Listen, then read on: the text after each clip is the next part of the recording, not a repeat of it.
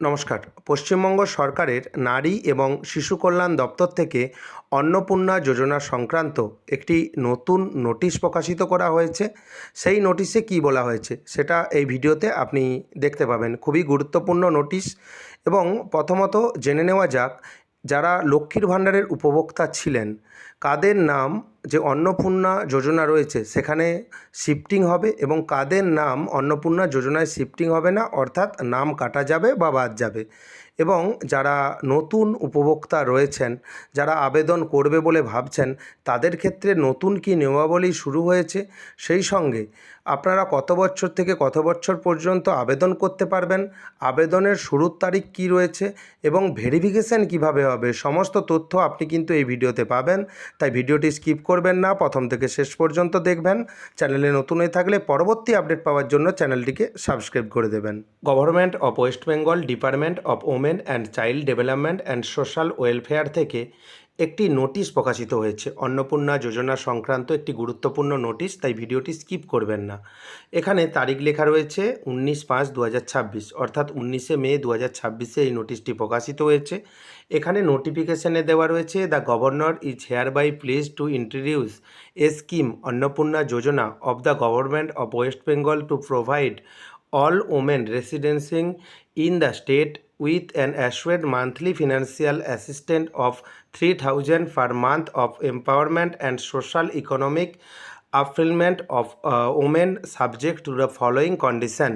অন্নপূর্ণা যোজনাতে আপনারা প্রতি মাসে 3,000 টাকা করে পাবেন। সেজন্য প্রথমত আপনাকে পশ্চিমবঙ্গের স্থায়ী বাসিন্দা হতে হবে এবং সেজন্য বেশ কিছু নিয়মাবলী রয়েছে। যারা পুরনো লক্ষ্মীর ভাণ্ডার প্রকল্পে যারা টাকা বর্তমানে পেয়েছিলেন বা কন্টিনিউ পেয়ে যাচ্ছেন, তাদের ক্ষেত্রে কি রয়েছে সেটাও বলবো এবং সেই সঙ্গে যারা নতুন আবেদনকারী রয়েছেন তাদের ক্ষেত্রেও কী ব্যাপার রয়েছে সেটাও এই ভিডিওতে আপনাকে বলবো।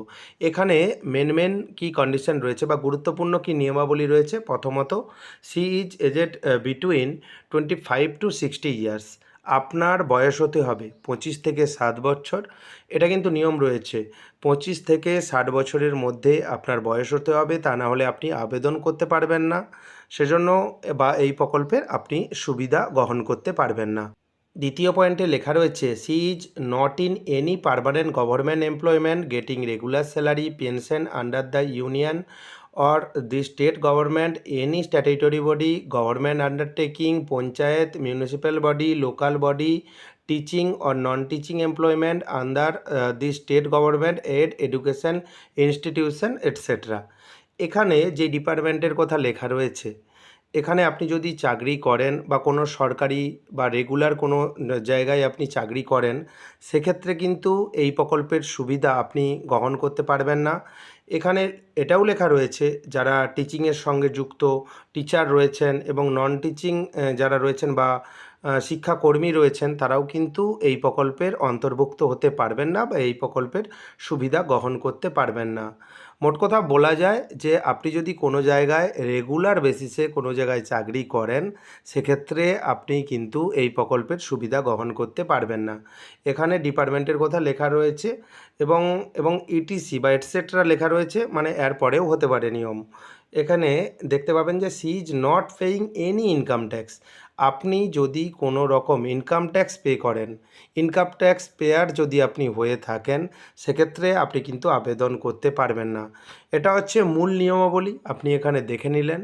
তাই আপনাকে কোনো রকম চাকরি করে যাবেন, আপনি যদি চাকরি করেন সেক্ষেত্রে কিন্তু এই প্রকল্পের সুবিধা গ্রহণ করতে পারবেন না, বা কোনো ইনকাম ট্যাক্স আপনি দেন সেক্ষেত্রেও কিন্তু এই প্রকল্পের আপনি সুবিধা গ্রহণ করতে পারবেন না। বয়স মনে রাখবেন 25 থেকে 60 বছরের মধ্যে আপনাকে আবেদন করতে হবে, তাহলে আপনি এই প্রকল্পের সুবিধা পাবেন এবং কেবলমাত্র মহিলারা এই প্রকল্পের সুবিধা পাবেন বা মহিলারা আবেদন করতে পারবেন। এবং এই প্রকল্পের টাকা দেওয়া হবে ডিবিটির মাধ্যমে। এখানে উল্লেখ করে দেওয়াই রয়েছে ডাইরেক্ট বেনিফিট ট্রান্সফারের মাধ্যমে আপনার ব্যাঙ্ক অ্যাকাউন্টে টাকা আসবে।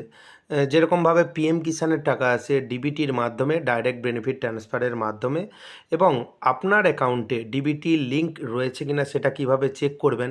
যদি না ডিবিটি লিঙ্ক থাকে আপনি নিজে থেকেই কিন্তু ডিবিটি লিঙ্ক করে নিতে পারবেন।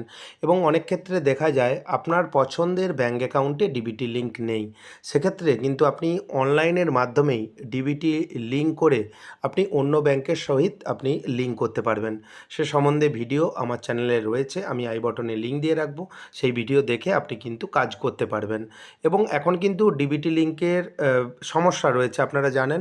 সাধারণত আপনি যদি খুব সকালের দিকে করেন বা খুব রাতের দিকে কাজটি করেন, কাজ কিন্তু হয়ে যাবে। যদি আপনি 9টা 10টার দিকে বেলার দিকে কাজ করেন বা সন্ধ্যের দিকে বা দুপুরের দিকে কাজ করেন, সেক্ষেত্রে কিন্তু আপনি ডিবিটি লিঙ্ক করতে পারবেন না।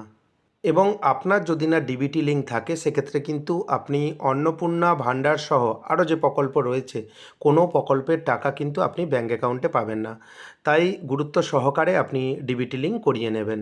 যারা লক্ষ্মীর ভাণ্ডারের উপভোক্তা ছিলেন এবং কন্টিনিউ লক্ষ্মীর ভাণ্ডারের টাকা পেতেন, তাদের ক্ষেত্রে কী নিয়ম হয়েছে। All the existing beneficiary of Lokkhir Bhandar scheme shall be migrate to the Annapurna Yojana except dead, shifted, deleted and absence elector identified during SIR 2026। এখানে কি বলা হয়েছে, যে সকল বেনিফিশিয়ারি লক্ষ্মীর ভাণ্ডারের টাকা পেতেন, দেখুন তাদের মধ্যে ডেড যারা মৃত রয়েছে, যারা শিফটেড হয়েছে বলতে যারা পশ্চিমবঙ্গ থেকে অন্য স্টেটে শিফট হয়ে গেছে, এবং যাদের নাম SIR 2026-এ ডিলিট হয়েছে, এবং যারা অ্যাবসেন্স ইলেক্ট্রোড রয়েছে, তাদের ক্ষেত্রে তারা কিন্তু টাকা পাবেন না। তাদের নাম লক্ষ্মীর ভাণ্ডার থেকে যে নাম অন্নপূর্ণা ভাণ্ডারে শিফটিং হয়ে যাবে সেটা কিন্তু হবে না।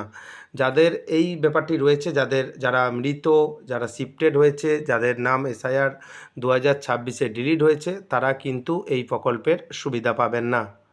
যারা লক্ষ্মীর ভাণ্ডারের পুরনো উপভোক্তা ছিলেন তাদের নাম অটোমেটিক্যালি অন্নপূর্ণা ভাণ্ডারে চলে আসবে, চিন্তা করার কোনো রকম প্রয়োজন নেই। ভোটার লিস্টে যে সকল উপভোক্তার নাম ডিলিট হয়েছে তারা কিন্তু এই প্রকল্পের সুবিধা পাবেন না, আগেই বলেছি। যাদের নাম ডিলিট হয়েছে, যারা ট্রাইব্যুনালে আবেদন করেছেন, তাদের এখনও পর্যন্ত বিচারাধীন রয়েছে, অর্থাৎ এখনও রেজাল্ট এসে পৌঁছায়নি যে আপনার নাম ডিলিট হবে কি না বা আপনার নাম থাকবে কি না, সেটা আপনি তো জানেন না, সেটা ট্রাইব্যুনালে বিচারাধীন। এবং সেই সঙ্গে application under citizenship amendment act অর্থাৎ CAA-তে যারা আবেদন করেছেন, যাদের এখনও পর্যন্ত বিবেচনাধীন রয়েছে বা পেন্ডিং রয়েছে, তারা কিন্তু কন্টিনিউ এই প্রকল্পের সুবিধা পাবেন, সেটাই এখানে বলা রয়েছে। যারা নিউ অ্যাপ্লিক্যান্ট রয়েছে বা নতুন আবেদনকারী রয়েছে, তারা কবে থেকে আবেদন করবেন। যাদের বয়স 25 বছর হয়েছে বা 25 থেকে 7 বছরের মধ্যে বয়স রয়েছে, এখনও পর্যন্ত আবেদন করেননি, তারা আবেদন কখন করবেন। এখানে লেখা আছে for new applicant online application facility shall be launch in the Annapurna Yojana portal with affected for 1 June 2026। অনলাইনে আপনারা আবেদন করতে পারবেন অন্নপূর্ণা যোজনার জন্য। যাদের বয়স 25 হয়ে গেছে তারা কিন্তু অনলাইনের মাধ্যমেই খুব সহজেই আবেদন করতে পারবেন, এবং আবেদন প্রক্রিয়া 1 জুন থেকে চালু হবে। এবং আবেদন কিভাবে করবেন সে সম্বন্ধে ভিডিও আমার চ্যানেলের মাধ্যমেই পাবেন, তাই চ্যানেলটিকে সাবস্ক্রাইব করে রাখবেন পরবর্তী গুরুত্বপূর্ণ আপডেট পাওয়ার জন্য। অন্নপূর্ণা যোজনার আবেদনের পর আবেদনপত্র কিন্তু ভেরিফিকেশন হবে।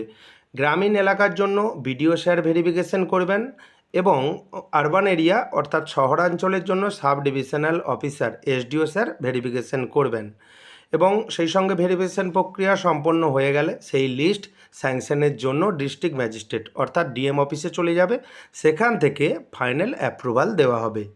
এই ছিল ছোট্ট একটি গুরুত্বপূর্ণ আপডেট এবং অফিসিয়াল আপডেট। যারা পুরনো উপভোক্তা রয়েছেন তাদের কিছুই করতে হবে না, শুধু আপনার ডিবিটি লিঙ্ক রয়েছে কিনা চেক করে নেবেন, বা ডিবিটি লিঙ্ক না থাকলে অনলাইনে ডিবিটি লিঙ্ক করে নেবেন। পরবর্তী গুরুত্বপূর্ণ আপডেট পাওয়ার জন্য চ্যানেলটিকে সাবস্ক্রাইব করে দেবেন। যদি ভিডিওটি ভালো লাগে ভিডিওটি লাইক করে দেবেন এবং বন্ধুদের মধ্যে বেশি বেশি করে শেয়ার করবেন। ভিডিওটি দেখার জন্য আপনাকে অসংখ্য ধন্যবাদ, ভালো থাকবেন।